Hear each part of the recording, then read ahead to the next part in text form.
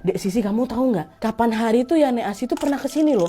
Katanya dia ngeliat kuyang di rumah saya, Dek, katanya. Nah, setelah mendengar itu, entah kenapa nih, ekspresinya Kak Sisi ini tiba-tiba berubah. Wajahnya yang semula terlihat antusias, senyum, gembira gitu kan mendadak tengok tegang. Oh, gitu ya Bu? Ya udah Bu, saya pulang dulu ya, gitu. Langsung pamit pulang Dewa. Tapi pada saat itu Bu Risma sama sekali nggak berpikir positif. Yang ada Bu Risma ini mikir kalau oh mungkin Kak Sisi balik ke Gara, dia kan warga baru, Wak. Mungkin takut nih ketika mendengar cerita tentang kuyang, kan dia tinggal sendirian. Makanya nggak heran ekspresi wajahnya Kak Sisi tiba-tiba berubah, terus dia balik. Itu pikiran mama aku pertama ya, Nat, kata Rara. Nah, singkat cerita, tanpa terasa usia kandungan Bu Risma ini pun sudah memasuki usia 8 bulan.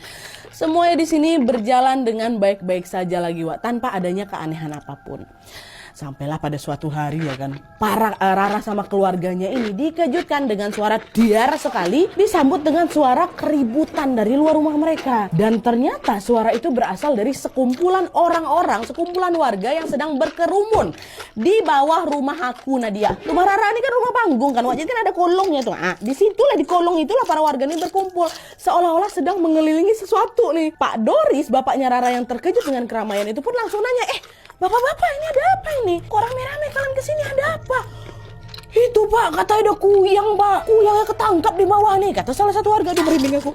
Yang betul lah kalian, masa sih, katanya. Mendengar Pak Doris yang gak percaya, warga pun saling bergeser, membuka kerumunan dan juga mempersilahkan Pak Doris berjalan di tengah, lalu diikuti sama Rara sama Bu Risma di belakang. Mau tengok mana betulan ada kuyang gak nih? Dan tepat di saat itulah, Wak, mereka melihat ada sebuah kepala manusia lengkap dengan organ dalamnya yang sudah dalam keadaan menghitam.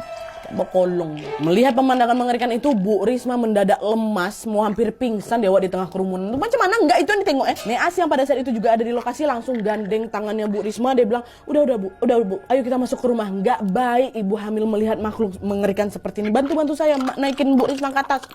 Nah, di saat yang bersamaan Pak Doris bilang, astagfirullah, kok bisa Pak? Kenapa ada kuyang di bawah rumah kami nih? Kata Pak Doris kan. Nah, terus seorang bapak-bapak yang tinggal di seberangnya rumah mereka, kita sebutnya namanya Pak Wira ya, akhirnya langsunglah bercerita kalau ternyata pada saat Pak Wira ini lagi ngerokok di jamban yang memang terletak di sebuah sungai belakang rumahnya Pak Doris, dia melihat ada sebuah cahaya berwarna orange lagi melayang-layang nih di udara. Cahaya itu tampak seperti sebuah bola api yang sangat besar dan lama-kelamaan cahaya itu justru berhenti dan masuk ke dalam kolong rumahnya Pak Doris. Melihat ada sesuatu yang nggak beres, Pak Wira pun bergegas langsung memanggil tetangga lainnya. Untuk apa? Untuk memastikan dan mengecek benda itu bersama-sama.